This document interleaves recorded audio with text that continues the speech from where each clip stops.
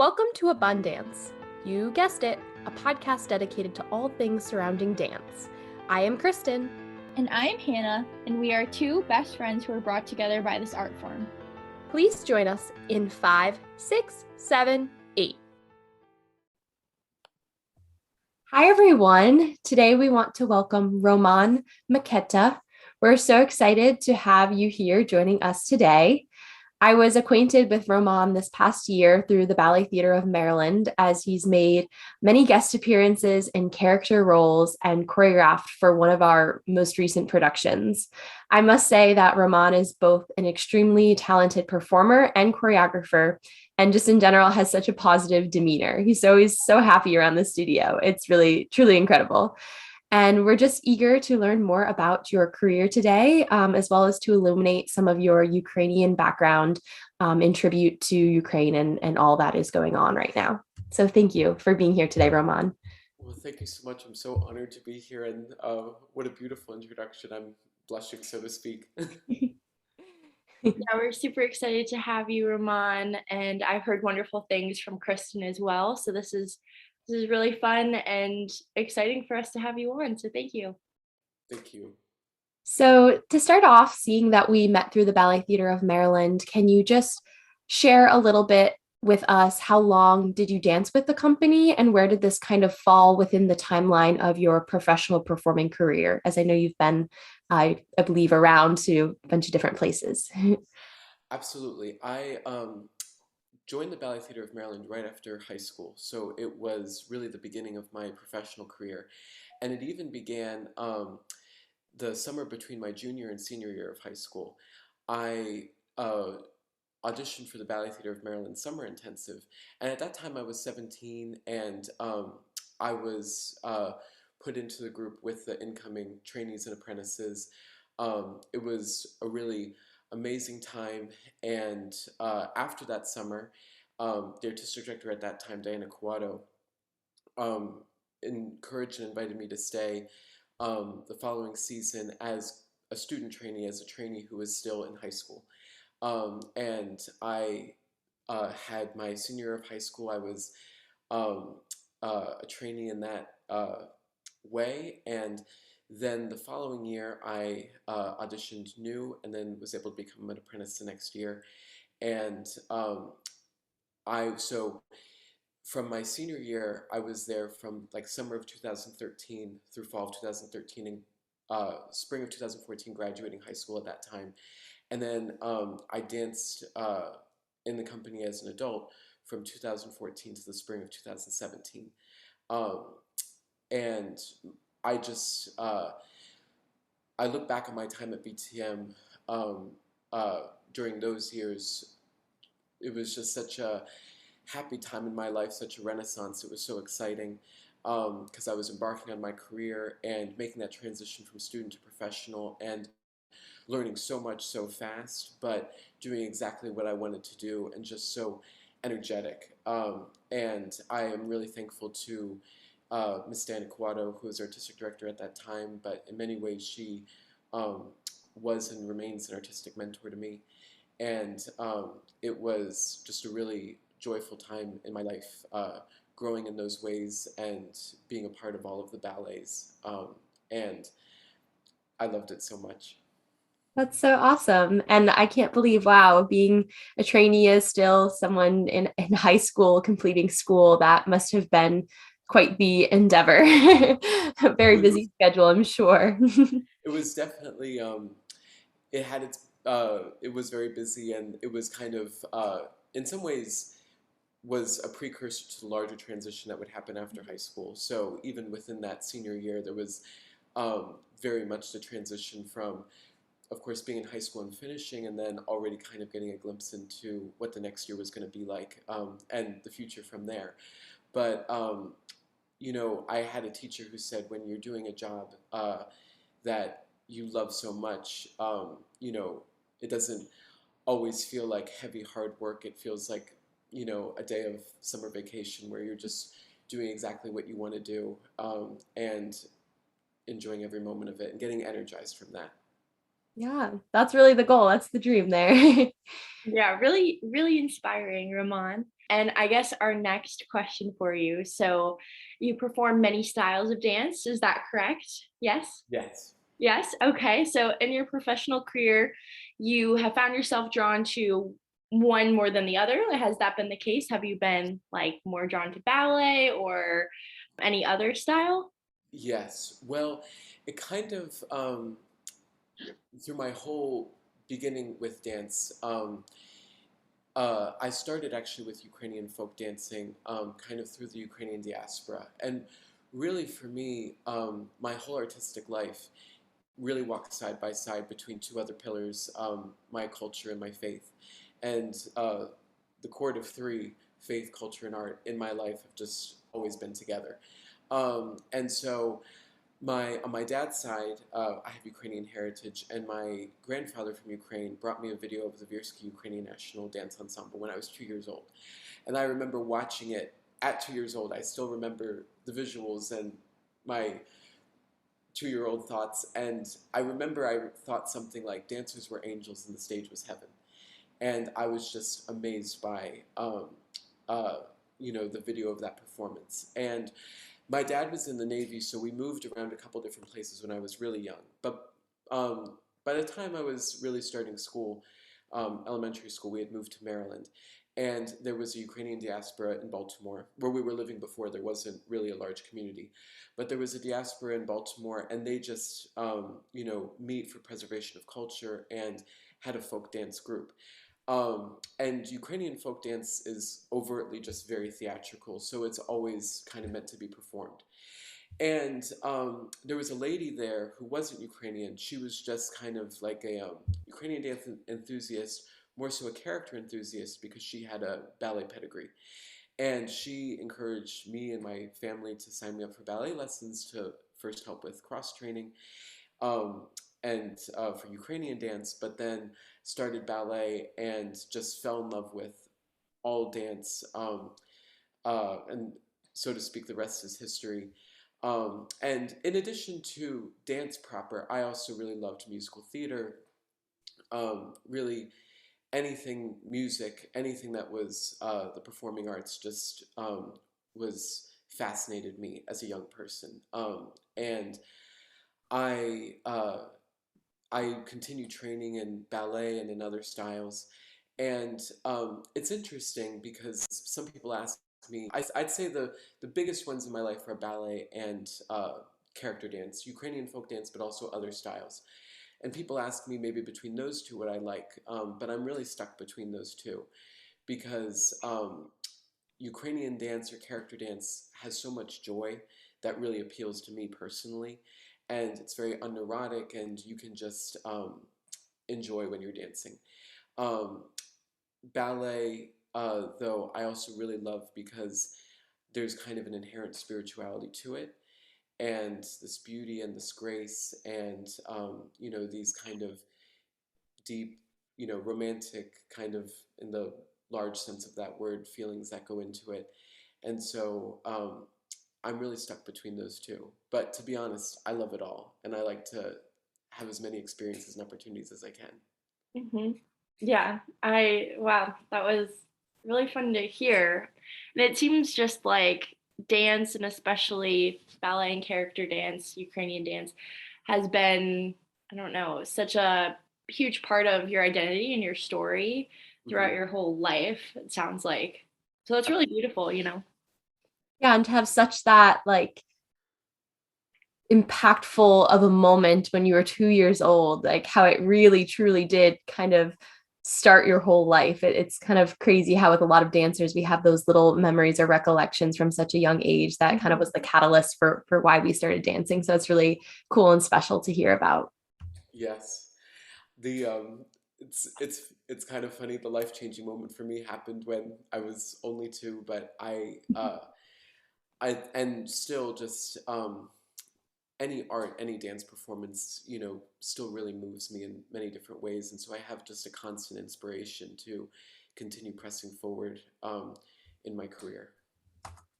Yeah, yeah, that's great. I mean, I know Kristen and I can attest to that too, because obviously we're big art and dance advocates. But it really is just so inspiring how this art form can really touch so many lives. And I'm just really glad that it has impacted you in such a positive way. Hmm. I do feel really blessed. Mhm. Mhm. Yeah. So prior to moving to Maryland, Roman, where did you grow up and where did your training kind of take you? I know that you studied in Ukraine for some of that time, didn't you? Yes. Well, really, my moving to Maryland, that's when I started Ukrainian dance, and then from there started ballet. So my training had been primarily in Maryland. Um, and based on where I lived, I actually hadn't trained at the Ballet Theatre of Maryland school. I lived somewhere else. Um, and I officially got my start with ballet at National Ballet School, which actually was a Cicchetti school. Um, and when I was there, there were also teachers there who specifically taught character, and they also had more of a Vaganova bent. They were actually from Russia, so had Vaganova pedigree. And in my high school years, I really leaned into character with them and Vaganova ballet with them. And then by junior to senior year summer, then I was at um, BTM for that end of high school year, and then was at Ballet Theatre of Maryland. And then in 2017 fall, there was an opportunity to actually go to Ukraine and train with that company that I saw in the video when I was 2 years old. So, Wow. as you could imagine, that was kind of a dream come true. Um, The full and circle moment.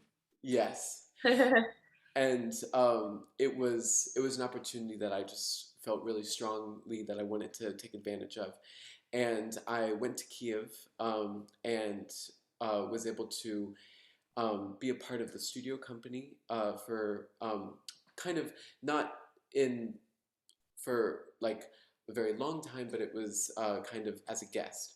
Um, but I had that experience, and I learned so much in my time there as well, and loved every moment of that. And it truly was a dream come true, and I got to meet many friends who are actually currently dancing in the Versky Ensemble now, and got to learn so much. Got to learn repertoire as learn as how the repertoire is kind of developed as well as learned by the new dancers, and um, all of that knowledge really inspired me as well. And there was an opportunity though because we were there, and then we also trained a little bit at the Kyiv National University of Culture and Art. And when I was there, I was invited to stay and to study there. And because I went straight from high school to Ballet Theatre of Maryland, I actually hadn't been to university yet. It was always something that I felt like I could do later because the immediate opportunity at Ballet Theatre of Maryland offered me a chance to dance professionally when I was 18 and young and ready for that. But this opportunity to go back and do education was uh, really meaningful to me. And I ended up attending the National Pedagogical University Dragomanova, which had more of a pedagogical approach to teaching dance, but also um, choreography. And so that's really what my degree from Ukraine is in. And I was studying at University Dragomanova in person prior to the pandemic. With the pandemic, everything changed, so it went to virtual learning. And there were a couple other things that brought me home. I've had kind of an up and down knee injury at different points in my career, but there there were special complications that I needed to kind of come home to be treated. But the situation that the learning was remote and online anyway kind of enabled that to work. So I moved back to the USA and kind of continued to do my rehabilitation as well as complete my education. But it's also worked out by being in the USA. I have so many other professional opportunities that I've been able to take advantage of, and I feel really blessed by that. Um, but all that being said, the training that took me to Ukraine, I've learned so much. As I said at the Virsky studio, so much about the way that they operate was just so fascinating to me. But also at university, um, partly because of my background and how I had done um, folk dance within the Ukrainian diaspora, as well as really focused on that with the teachers who I had in high school. Um, I have usually been called upon to do the character dance roles or to teach character dance. Um, and outside of University of Utah, there's not like an especially big um, character dance program in the USA to get that specific Mhm. pedagogy. So for me, doing that education in Ukraine really gave me the tools to fill the role that I've kind of naturally been called upon to do and which I love doing. And so I, prior to moving to Ukraine, I only knew as much as I had learned in high school or kind of through my community. But having moved to Ukraine, I really learned just so much more.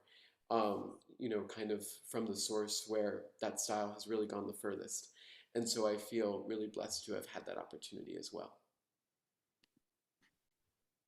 It's funny because I actually was recently having this conversation with someone at BTM about just how we feel like there's not enough character dance in the United States, and how for both of us specifically, we didn't really get exposed to it until we started going to like ballet summer intensive programs, Mm-hmm. but not so much in our like early childhood training at different ballet schools, but yet then we're expected in productions, whether it be like Swan Lake or Coppelia, like we're doing right now, then there's a lot of character dance embedded within some of those large ballets. And it's just interesting to me how, I don't know, I think that it doesn't exist enough here in the States. And so it's kind of cool to hear your perspective on that. And like you said, how the University of Utah is really one of the major universities or schools that offers a program with that, but not so much many of the other programs out there. Yes. And I think it is a style that should be, introduced more and taught more, especially to younger dancers, um, for multiple reasons. It's part of the repertoire, and so it's really important to have that knowledge the same way that you develop your ballet knowledge at a young age. It also, though, is such a helpful dance style in teaching style that you need in ballet or in any kinds of dance, no matter what you're doing. And kind of that it naturally cultivates that charismatic performative quality. Mhm. And I also believe that, you know, sometimes there's different conversations about how ballet has a certain aesthetic and that can be exclusive. But with character dance, it's much more open in terms of who can really succeed in it and go far with it. And I think that, that being more of a solid part of the curriculum can give different students who might not see themselves as prima ballerina types or really classic dancers can truly find who they are as dancers in that style. I mean, for me personally, I did in that way. Um, Diana Quado kind of labeled me, so to speak, a demi character dancer. So someone who's able to kind of go back and forth between the classic dance and character dance. And, I don't necessarily wasn't born with the body type or the skills to be like such a perfect, pristine classic dancer, but being able to find still what my strengths are as a dancer, specifically through the character style. Yeah, Yeah. that's really great to hear. Yeah, no, that really is. And I think, so many dancers get deterred from dancing because they don't feel like they are that like perfect body type or for different reasons as well. And I think like as you were saying, like you with character dance and with even other styles, like you can find yourself, and just because it's not maybe classical ballet, it's still something that can bring a lot of joy and beauty to dancing. Absolutely. And I also think it's very useful in studying different cultures. It's kind of a little bit, I don't know, known that like sometimes students in USA might not even know that much about geography. But when you learn character dance and you learn these dances from these different countries, you know about those cultures. And there's a quote that you can learn more about a culture by studying its music and its dance than by learning its language. And I think that's true. You really learn the soul of a culture. And there's so many folklore elements of why certain things are done dance-wise in this culture. Like I can go on and on about Ukrainian dancing, and you really learn that whole history, so to speak, of the culture and its kind of innate spirituality. And you can be exposed to the world in such a unique way through character dance. So I think that having more character dance would solve a lot of problems in the world, so to speak. Yeah, no, definitely. And I know how you just said you could go on and on about Ukrainian dance. Can you describe the essence of Ukrainian dance in some way? Well, Ukrainian dance is it's very interesting, and really, dance in Ukrainian culture is a central pillar. Going back from their almost prehistoric or pagan times, there were many ritual dances that um, uh, conveyed their worldview. One example is, the men do a lot of squatting or jumping, and part of that goes back to the pagan times where they were meant to represent Father Sky and also the sky's relationship to the water. So that kind of flying around quality or kind of undulating in the squat position partly has to do with that.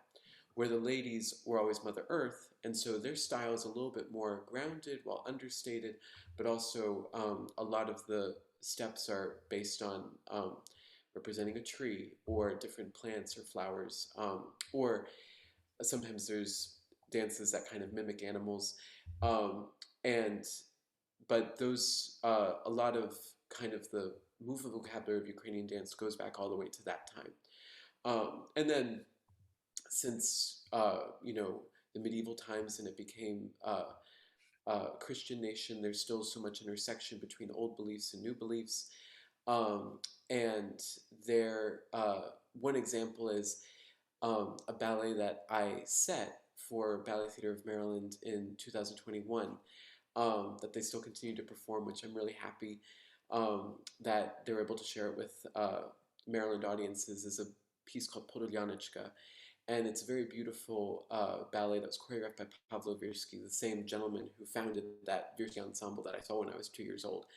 And it's about 9 minutes, but it depicts a folk ritual called Ivana Kupala, which is both the summer solstice as well as the feast day of St. John the Baptist. And there's an intersection of all these different traditions, but there's love rituals, and the ladies will weave together beautiful wreaths and place them in the water. And a man will come and pick out the wreath from the water, and the uh, whose wreath belongs to the one that he picked, the two are destined to kind of be together or start courting each other. And that piece is very sweet. It's very simple, but it's a very simple beauty. Um, but the other thing about Ukrainian dance, outside of some of those, spiritual meanings, is which is very interesting about it, is uh, it can offer kind of a microcosm of different European styles because Ukraine doesn't really have any natural borders. So sometimes its different regional styles reflect more of its neighbors than it does cohesively to Ukraine as a whole. So when people think of Ukrainian dance, they probably think of central Ukraine, Kyiv or south of Kyiv, where the men wear baggy pants and hats and embroidered shirts, and the women wear beautiful flowered wreaths with ribbons.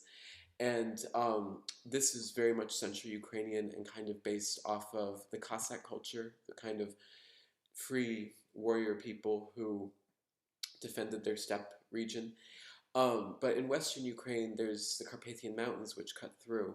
So there's people who live in the mountains who have a very unique kind of dance style. And you can be kind of a cultural anthropologist and see how the people who live in the plains dance more broadly, the people who live in the mountains kind of dance more parallel and also have a lot of steps that seem to depict going up something or shuffling down. Um, on one side of the mountains, though, that borders Hungary, those are called Transcarpathians, and so their styles have chardash and could be mazurkas and things that are more kind of shared with the Hungarian culture. In Southwest, it's Bukovina, and that shares a lot of movement vocabulary and dance elements to Romania. And in northern Ukraine, with Poland or Belarus, and actually in Crimea, which had some history when it was under the Ottoman Empire. People there might actually be Islamic, and so some of their styles are actually more reflecting Turkish dance styles. And it's so interesting to study all those different styles and to um, understand kind of how they dance and why they dance that way. And it's it's it offers a lot of beauty both in the dance styles and the music and the costumes, um, and it is really beautiful. Um, and I think it also needs to be said, like, dance has always been a part of the Ukrainian culture, and especially that folk way that arises spontaneously from social settings. But it was really in the early 20th century that choreographers started to create this, what they call Narodny Sceniczny Tanec, folk stage dance, where they take the essence of the movement vocabulary and using kind of a ballet pedigree, they make it inherently theatrical, so it's meant then to be performed. And this was popular, especially at the beginning of the Soviet Union, both to raise morale and patriotism of people in the Soviet Union, but also to kind of export the beauty of their culture abroad. And Pavel Virsky, who founded the Virsky Ensemble, was one of the people really involved in this renaissance. And he originally has a ballet pedigree from Odessa, but in 1937 he created the Virsky Ensemble. But he really clearly has, sometimes he makes like a theatrical folk dance, but sometimes his choreographies are like miniature ballets, or um, an overtly theatrical piece that beautifully kind of demonstrates some essence of Ukrainian culture. Another very famous person is Igor Moiseyev, born in Kyiv, and danced as a soloist in the Bolshoi Theater, but he also formed his own company of that same ilk in Moscow. But that company actually does dances from all over the world. And the Virsky company mostly does dances from Ukraine. Um, but I think that the Ukrainian dance style specifically, as well as the character dance style as a whole, really came to achieved its maximum level so far during that time. And a lot of the education in Ukraine is kind of based around that dance renaissance, so to speak, when they were kind of developing this very unique style. Thank you for that. It's so interesting to hear about all of this, and I feel like it's coming together a little bit too with what I witnessed these last couple of months and more recently at the Benefit for Ukraine, which actually I would love to speak about in just a moment after we take a brief break. So thank you, Roman. Thank you. Here's a word from our sponsor. All right, so let's pick back up with speaking about this benefit that I mentioned right before the break. So in March, I attended a really beautiful benefit for Ukraine at the Ballet Theatre in Easton, Maryland.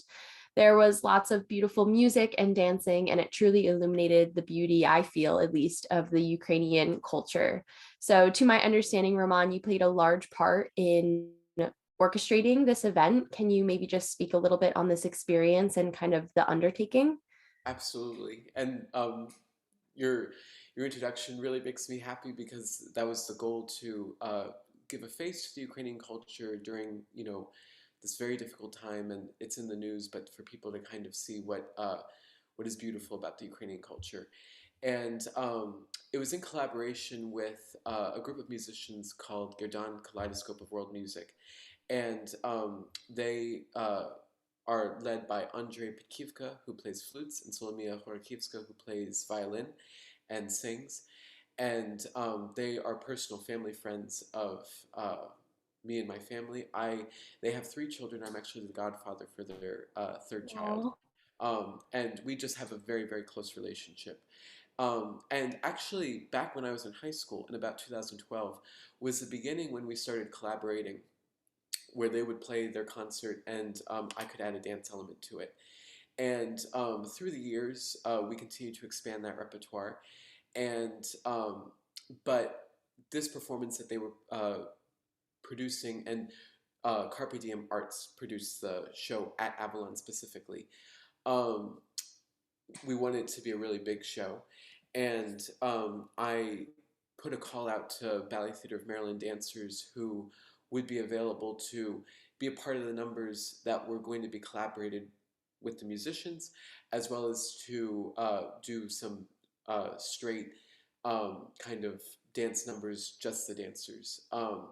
And I put out a call, and at that time, Ballet Theatre of Maryland, they just finished their one mixed rep show, so they actually had a week off. And some people wanted to do it, but were out of town. But other people, I was overwhelmed with so many people who volunteered their time, talent, and effort. It was actually too many people because I ran out of costumes that I had. And but with the people who we had, we were able to put together a performance that I'm really proud of. The first number that they did was Kidnap, which is a song which comes from the Lemko region of Ukraine, so very far west. And that translates as when I got my draft card. And it was a number that I originally collaborated with Gerdan on in 2013 summer. So actually the same summer as my first summer at BTM. And it's a piece where the male character has his draft card, but all he wants to do is dance his last chardash with his beloved, who is also carrying their first child. And so it's meant to be a cathartic and heavy piece. And now, especially at this time, it takes on so much deeper meaning. And I was really happy to be able to stage this one again. We also did a Dvodentsivka, which is another dance from Western Ukraine, and we did a finale, which is based on a famous melody by Ionescu. But the two other numbers that we did were choreographies by Pavlo Virsky. The one is called Mizukraina, which is a really beautiful number that showcases the different regions of Ukraine. I think it really evokes patriotism as well as Ukrainian unity, because part of the political situation in Ukraine is East and West have very different worldviews sometimes about the direction for the country. But to show a dance where East and West are all dancing together in a very beautiful number is a really meaningful number. And I think as his choreography, he did such a beautiful job. It's one of my favorite dances. And then we also did that short summer romantic ballet, Porgyanica. And personally, I really loved the opportunity to stage a piece by Pavlo Virsky because, as I mentioned before, his choreography is relatively simple, but it's a very simple beauty, and there's so much emotional appeal and potential in every single step that he puts together. And I also am an aspiring choreographer, and so to interact with his choreography, both to perform it as well as to stage it, I learned so much just through that process alone. And the Ballet Theatre of Maryland dancers did such a beautiful job bringing these dances to life. And I'm so thankful to all of them who were a part of that specific project. But to be honest, working with Ballet Theatre of Maryland dancers in the past year and a half, every single project has been so wonderful and so fulfilling, and has made me really happy. Awesome. And speaking about these other projects, I was really impressed by one of your latest works, Little Slippers, that was performed in the Ballet Theatre of Maryland's mixed rep show, Momentum. So you also mentioned that you're kind of an inspiring choreographer, but I would consider you already a very successful choreographer. can you just speak a little bit about this process? You always seem to be so prepared for rehearsal and knew your work so well. It truly seemed like it was already ingrained inside you. So I'm just curious about how you kind of do this and approach your choreography, or teaching it at least to other dancers. Absolutely. I mean, I I really love to perform because I feel so alive, but I also really love choreography. And even as a small child, part of why I like dance was also some of like the germ of the principles of choreography, because I would have toys and I would arrange them in the way that I saw them on the TV. And so it's always been something that I really loved. And this past project with Little Slippers made me so happy.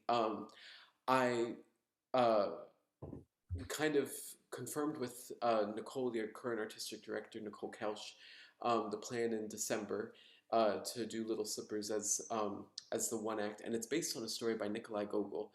And Nikolai Gogol is such a fun author. If anyone wants to look him up, he is kind of late Romanticism, but he also has some almost Edgar Allan Poe elements in that there's some macabre elements, but he usually undercuts them with a lot of humor. So his stories are really joyful, and the story that Little Slippers is based off of, the original title of that story is Nici Pred Rizvom, which is basically the night before Christmas, because in context, all of that takes place before Christmas. But uh, it's one of his most joyful and fun stories, and I called it Little Slippers because Tchaikovsky wrote an opera to it, and I ended up using Tchaikovsky music. Some of the music came from his opera, the overture, some of the incidental dances. Some of the music came from Symphony Number 2, a couple other places. But because he called his opera Cherevitchki, that translates as Little Slippers. So that was that was the title for this piece. And also to make it a one act, and also with the way the music was leading me, I streamlined some of the elements to um, uh, keep the action going and to kind of create scenes that would incorporate better dance content. Um, and I love choreography because, well, I love performing because I love being able to master a role that I'm doing and trying to, make it the best that I can and to make it come alive and hopefully be transformative to the audience. But I love choreography because I can empathetically be involved in the arcs of all of the characters. And I try to really, in choreography, focus on what I want to be transformative about the project, what I want the audience to kind of take away from it. And I find choreography to be such a great avenue to be able to kind of do that work. Personally, I'm a huge fan of the author C.S. Lewis, and when he wrote stories, he also, wants to incorporate a transformative element, but stories are really great because they get past people's watchful dragons, as they say. They kind of touch people in a different way that they're not expecting, and so the impact that you want can potentially have more potency. And so I think about what I want to do in that way with the story. And with Little Slippers, I wanted it to be first fun to match the tone of the story, but I also wanted it to be a story about unconditional love. Because in the course of the story, um, there's a boy and girl, and the girl's playing a little bit too hard to get, and but the the male character will still kind of go to the ends of the earth for her. She kind of has this impossible task for him, but he accomplishes it. And it's kind of similar to Midsummer Night's Dream. Sometimes there's a falling in and out of love or petty things that can hurt us, but we're still able to forgive and still able to love someone unconditionally. So that was kind of the germ of what I wanted to be in there, but not super heavy, but more light and fun and comedic. And so I just spend a long time immersed in the music. And with Tchaikovsky music, that's a very enjoyable experience. And what was also really meaningful about the choreographic process was there were basically three groups, and each was going to have a very unique movement vocabulary. There's the characters who are villagers from Ukraine, the main characters, as well as kind of a corps de ballet that framed them. And they were very much based on Narodny Sceniczny Tanec, beautiful Ukrainian folk dancing. But then there was a group of witches and the devil, and their movement vocabulary was based for me a little bit more on jazz, a little bit more on still kind of a type of character dance style. I really love the archetype of witches because they're, supposed to be wicked, but they're beautiful and alluring. And I think that, is true to life. I love how in C.S. Lewis, the White Witch is beautiful, while she's also very evil. And the devil is very charismatic. And the devil, his portrayal, there is the devil in the original story, but in the original story, he's called a chort, which is basically like an ugly human. It's also like a court jester. But I was inspired by, there's another story written by Mikhail Bulgakov called The Master and Margareta, where there's also the devil appears in that story. It's kind of a theme of Slavic literature is the devil is a funny, charismatic character who causes kind of absurd situations to happen. And so I looked to how the devil is portrayed in that, and it's in the form of a large anthropomorphic black cat. Very whimsical, very funny. And I wanted the devil to be kind of portrayed in that way. And then Vakula, the main character, ends up in the court of Catherine the Great, and that scene was going to be very classical. But it was also going to have some influence of Russian dance style, but I also wanted there to be a quirkiness to the court as well.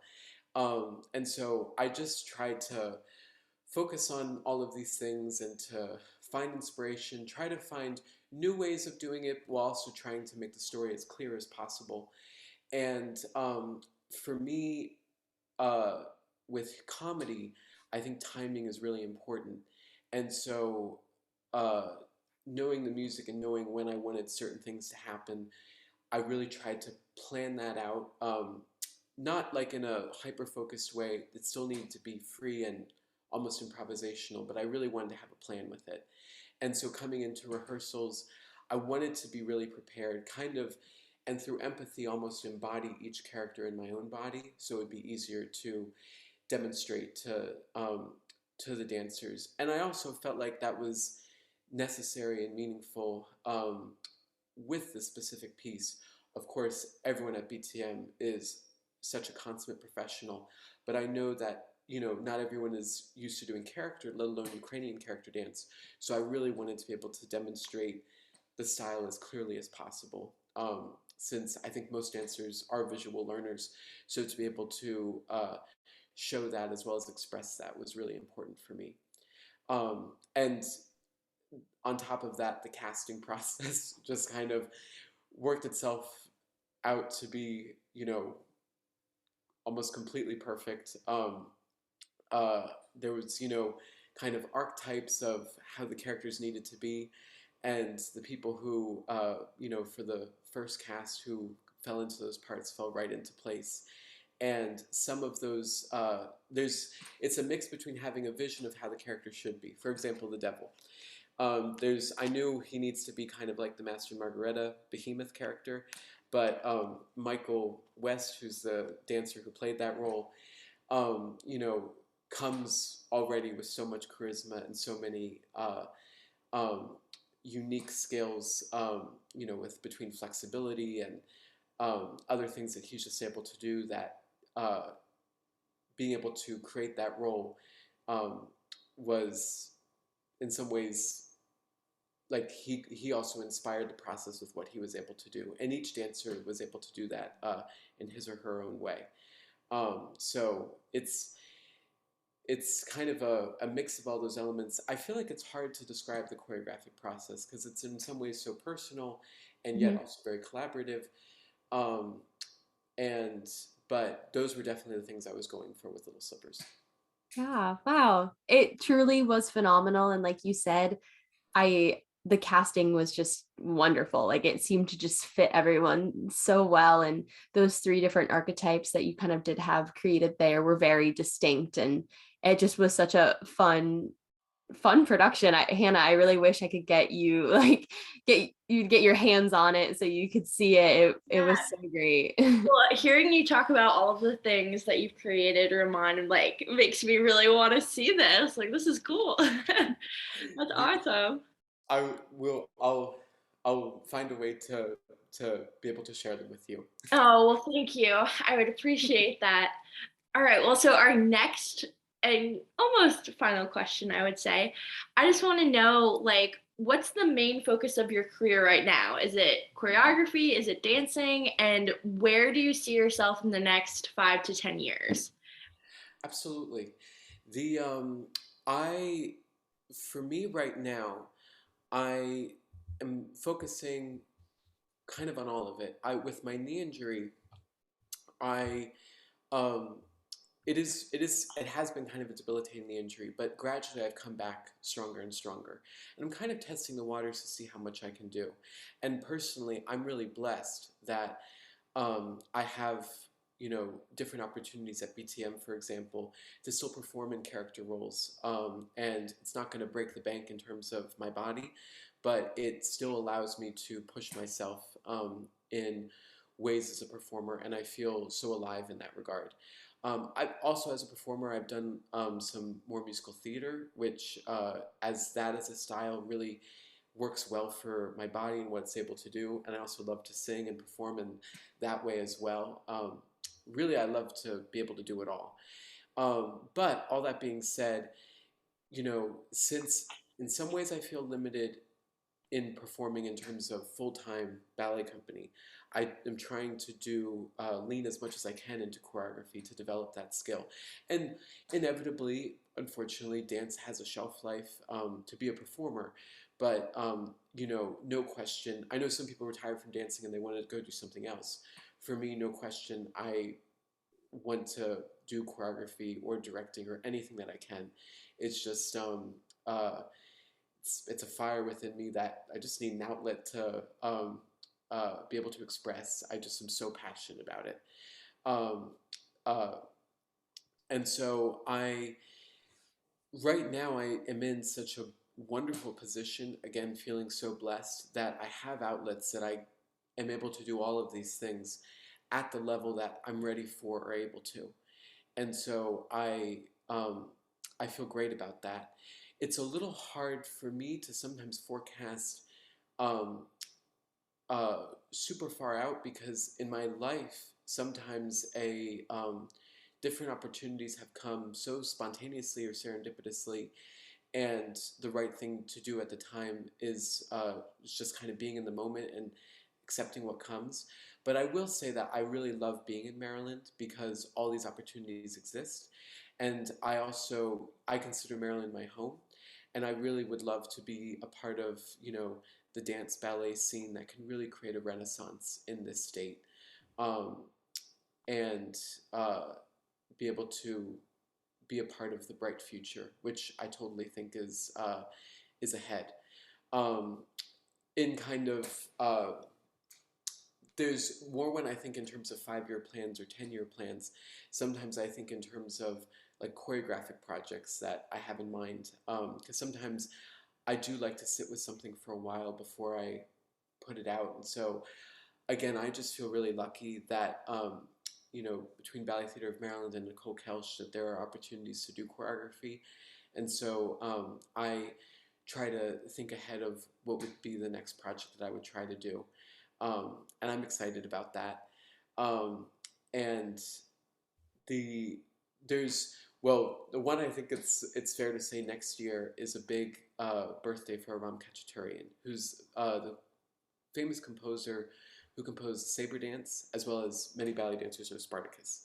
And so, in coordination with the Armenian embassy, I've talked to Nicole about doing a type of tribute to Ram Khachaturian and doing excerpts from 3 ballets, Gayane, where the saber dance is from, Masquerade, and even a little bit of Spartacus, which I'm super excited about. Um, and then in 2024, I have in mind, because that will be a big Shakespeare birthday, I have in mind a one-act Shakespeare ballet, which isn't typically done. But I do want to say, projects that I feel really passionate about outside of like the kind of that immediate plan. Um, there is a book that I love so much called, there's several books that I love. And so one is Icon of Spring. It's a memoir about actually a Ukrainian immigrant family who's living in Pennsylvania. And that just speaks to me and kind of different things I've experienced so much. I would love to create that into a ballet. Um, and then I'm a big C.S. Lewis fan. My favorite book of all time is Till We Have Faces, and I would love to create a ballet based on that. My English teacher, back in high school when we were reading it, said that she actually thinks Till We Have Faces would translate better as a ballet because of subtlety and gesture and metaphor that can be expressed in that way. And then also a project that I feel really, really passionate about that no other choreographer has really tackled, as far as I know, is I'd love to do ballets about the Chronicles of Narnia. Because Oh, cool. I think that they, as stories, they are naturally very streamlined, naturally very theatrical, and offer a lot of opportunities for interesting movement vocabulary, and meant for children. And personally, I would love to do dramatic work, but I really love joyful things because I kind of feel like that's the most healing. We don't need to talk about how bad the world can be sometimes, and sometimes I think what can be healing can be catharsis and leaning into some of the heaviness and drama, but I think also sometimes people need a good dose of joy. And so I think that for healing. So when in long-term fantasies, I think that maybe those could do good work in that regard. Mm-hmm. Yeah. Wow.